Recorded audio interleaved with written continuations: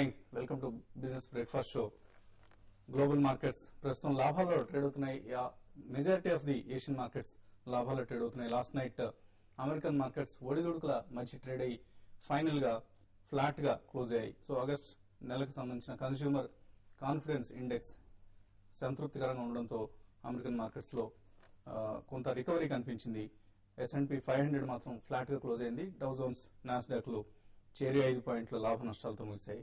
So మన markets పరిస్థితిని గమనిస్తే ఒక రోజు లాభం, మరో రోజు నష్టం. సో ఇది ప్రస్తుతం మార్కెట్ల తీరు. ఆగస్ట్ నెల ముగిసింది, సెప్టెంబర్ నెలలో ప్రవేశించాం. సో యుఎస్ మార్కెట్స్ అలాగే ఇతర గ్లోబల్ మార్కెట్స్ ఆగస్ట్ నెలలో చాలా చప్పగా ముగిశాయి. In fact US markets last month 5% నష్టపోయాయి. One of the worst months for the US markets అని చెప్తున్నారు ప్రస్తుతం.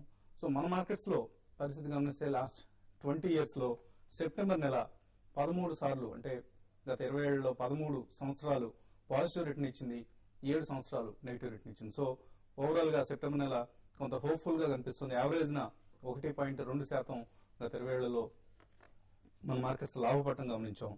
అలాగే గత 10 ఏళ్ల ట్రాక్ రికార్డ్ గమనిస్తే 2000 సంవత్సరం, 2001, 2002, 2008 సంవత్సరాల్లోనే, అంటే 4 సంవత్సరాల్లో నెగిటివ్ రిటర్న్స్ ఇవ్వడం జరిగింది. సెప్టెంబర్ నెల 2003, 4, 5, 6, 7, 2009 ఈ 6 సంవత్సరాలు కూడా మార్కెట్స్ లాభపడ్డాయి. సో ఈ సంవత్సరం సెప్టెంబర్ నెల ఎటువంటి ఫలితాలను ఇస్తుందన్నది వేచి చూడాల్సిన పరిస్థితి. బట్ ఓవరాల్ గా పాజిటివ్ గానే ఉండే అవకాశాలు కొంతవరకు కనిపిస్తున్నాయి.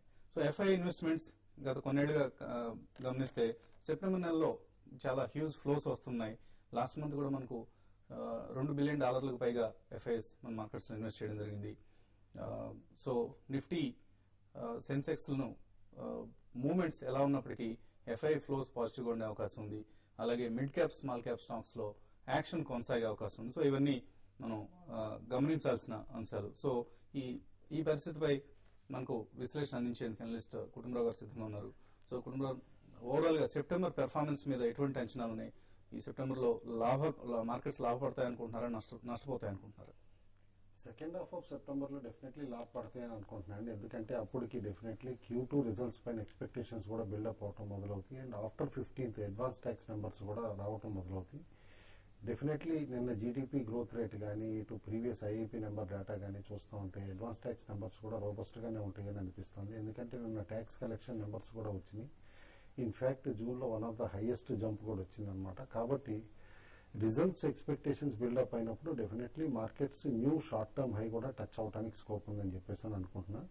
ఏదైతే 5550 మేజర్ బ్యారియర్ గా అనిపిస్తోందో అది క్రాస్ అవడానికి కూడా all probability September second half అని చెప్పేసి నేను ఎక్స్పెక్ట్ చేస్తాను. గ్లోబల్ క్యూస్ కి వస్తే కనుక యూఎస్ లో కొంచెం స్టెబిలిటీ కనిపించింది నిన్న అనమాట, కన్జ్యూమర్ డేటా వచ్చిన తర్వాత. బట్ ఈ వీక్ ఇంకా మేజర్ అదర్ ఎకనామిక్ రిపోర్ట్స్ కూడా ఉన్నాయి కాబట్టి నేను అనుకుంటా అగ్రెసివ్ పొజిషన్స్ తీసుకోరు అక్కడ కూడా. అండ్ టిల్ దెన్ ఎమర్జింగ్ మార్కెట్సే కాస్త రోబస్ట్ గా ఉంటాయి. ఎమర్జింగ్ మార్కెట్స్ రెసిలియన్స్ కూడా మనం గత 2 వారాల నుంచి కూడా పెర్ఫార్మెన్స్ లో చూస్తున్నాం.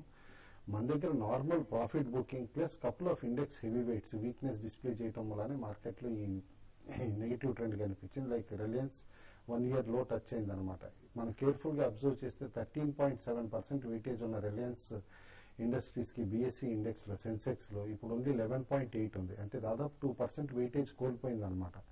అంటే other stocks market cap gain అవుతున్నా ఈ స్టాక్ మార్కెట్ క్యాప్ తగ్గటం దీనికి రిఫ్లెక్షన్ అనమాట. కాబట్టి రిలయన్స్ లో సమ్ టెక్నికల్ రికవరీ వస్తే డెఫినెట్లీ మార్కెట్ లో కూడా కాస్త పాజిటివ్ ట్రెండ్ అప్వర్డ్ వస్తుంది అనుకుంటున్నా. అదర్వైజ్ రేంజ్ బౌండ్ యాక్టివిటీ ఉంటుంది. టెక్నికల్స్ విషయానికి వస్తే మాత్రం 5450 బెంచ్ మార్క్ అవుతుందండి వాళ్ళకి. 5450 పైన సస్టైన్ అయితే కనుక నిఫ్టీ నేను అనుకుంటాం షార్ట్ టర్మ్ కన్సర్న్స్ అన్ని కూడా పోతాయి అనమాట.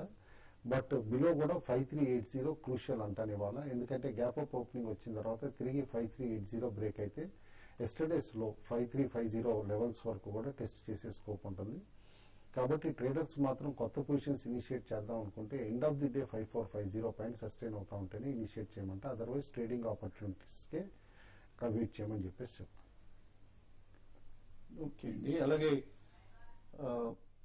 నిఫ్టీ నిన్న 5402 దగ్గర క్లోజ్ అయింది. సో 5450 అనేది ఒక స్ట్రాంగ్ మార్క్ గా మనం చెప్పుకోవచ్చు. అలాగే 5350, 5450 ఈ 100 పాయింట్స్ రేంజ్ లో నిఫ్టీ ట్రేడ్ అవుతుంది ప్రస్తుతం.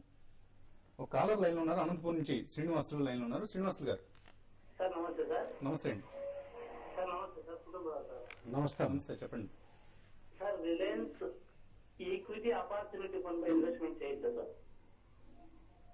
ఎలా కనిపిస్తుంది రిలయన్స్ ఈక్విటీ ఆపర్చునిటీస్ ఫండ్? మీరు ఆల్రెడీ ఇన్వెస్ట్ చేశారా, ఫ్రెష్ గా చేద్దాం అనుకుంటున్నారండి? ఫ్రెష్ గా చేస్తాం అనుకుంటున్నాం సార్.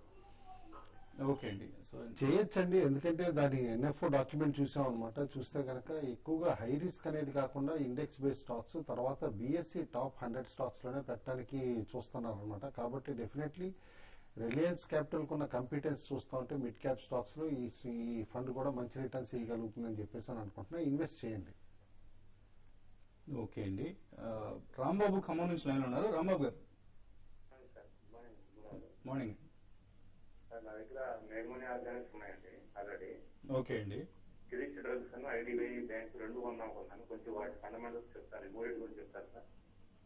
కిలిచ్ డ్రగ్స్, కిరీష్ డ్రగ్స్ అండ్ ఐడిబిఐ. ఓకే అండి. ఆల్రెడీ మేమోని ఆర్గానిక్స్ హోల్డింగ్ అండి. ఓకే అండి. మెగ్మనీ ఆర్గానిక్స్ మంచి స్పేస్ లోనే ఉందండి, అగ్రోకెమికల్ స్పేస్ లో. And one of the few Indian entities అనమాట having listing on Singapore exchange కూడా. అండ్ మోర్ ఓవర్ రిజల్ట్స్ కూడా బాగా చూపించారు. అండ్ రీసెంట్లీ ఇలా కొత్త యూనిట్ కూడా కమిషన్ అయింది, హెర్బిసైడ్ అనమాట, ఇటు గుజరాత్ లో. దాని నుంచి మంచి రిటర్న్స్ కూడా వస్తాయని చెప్పేసి ఎక్స్పెక్ట్ చేస్తున్నాం. కాబట్టి హోల్డ్ చేయండి స్టాక్. ఐడిబిఐ మాత్రం డెఫినెట్లీ ఇప్పుడు ఈక్విటీ రీక్యాపిటలైజేషన్ ఏదైతే అయిందో సెంట్రల్ గవర్నమెంట్ హెల్ప్ తోటి, దాని బెనిఫిట్స్ నెక్స్ట్ 2 quarters లో కనిపిస్తాయండి క్లియర్ గా. కాబట్టి నేను అనుకోవటం one of the cheaper banks as of now అనమాట. You can invest. ఐడిబిఐ కూడా ఇన్వెస్ట్ చేయొచ్చు. Kilitch drugs year on year compounded annual growth rate బాగుంది, కానీ still a small cap pharma company అని చెప్పేసి అనొచ్చు. బట్ ఓవరాల్ గా రీసెంట్ యాక్టివిటీ ఇటు mid cap small cap pharma stocks లో చూస్తూ ఉంటే కనుక ఈ స్టాక్ లో కూడా ఇన్వెస్ట్ చేయొచ్చు. బట్ ఇలాంటి స్టాక్స్ లో కాస్త స్టాప్ లాస్ కూడా పెట్టుకోవడం అడ్వైజబుల్ అండి. ట్రైలింగ్ స్టాప్ లాస్ డిస్టెంట్ గా ఒక 10% దూరంగా. ఓకే అండి. ఇవాళ ఆగస్టు నెలకు సంబంధించిన ఆటో సేల్స్ నెంబర్స్ వస్తాయి. సో ఆటో స్టాక్స్ ని కూడా కీలకంగా మనం వాచ్ చేయాల్సిన అవసరం కనిపిస్తుంది. ఏజిస్ లాజిస్టిక్స్ బోర్డు మీటింగ్ ఉంది ఇవాళ, స్టాక్ స్ప్లిట్ కోసం ఉంది. అలాగే రిలయన్స్ బ్రాడ్కాస్ట్ లో ప్రిఫరెన్షియల్ అలాట్మెంట్ కి సంబంధించిన బోర్డు మీటింగ్ నిర్వహిస్తున్నారు.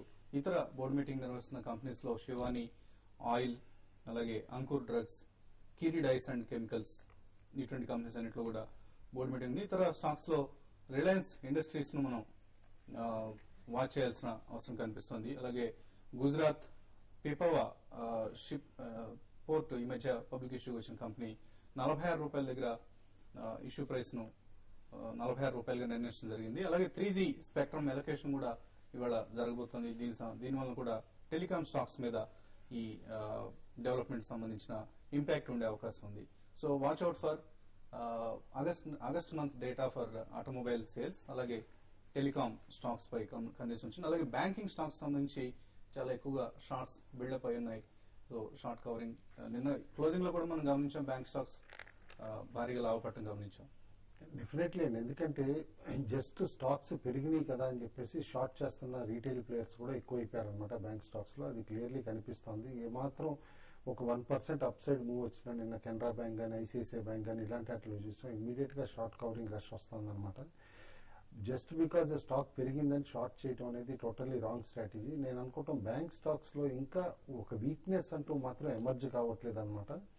ట్రెండ్ ఇంకా పాజిటివ్ గానే ఉంది. ఏమాత్రం ప్రాఫిట్ బుకింగ్ వచ్చిందో రీసెంట్లీ ఇది నేచురల్ ప్రాఫిట్ బుకింగే కానీ షార్ప్ కరెక్షన్ అయితే కాదని చెప్పేసి అని అనుకుంటున్నాను.